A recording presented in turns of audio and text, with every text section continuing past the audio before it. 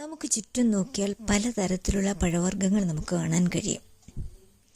എന്നാൽ ഒരാൾ അതിൻ്റെ രുചിയെക്കുറിച്ച് പറഞ്ഞു തരുമ്പോൾ അതിൻ്റെ യഥാർത്ഥ അനുഭവം എന്തെന്ന് നമുക്കറിയില്ല. അതിന് നാം എന്ത് ചെയ്യണം?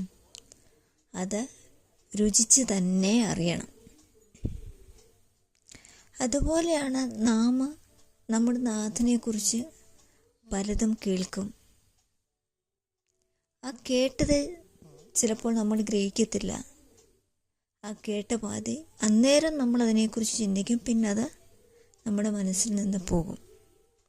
എന്നാൽ നമ്മുടെ നാഥൻ്റെ അടുക്കിലേക്ക് ചെന്ന് അവനെ രുചിച്ചറിഞ്ഞാൽ, അവൻ്റെ സ്നേഹവും അവൻ്റെ കരുതലും ത്യാഗവും എല്ലാം ഒന്ന് നാം രുചിച്ചറിഞ്ഞാൽ ഒരിക്കലും അവനിൽ നിന്ന് അകന്നു പോകാൻ നമുക്ക് കഴിയുകയില്ല.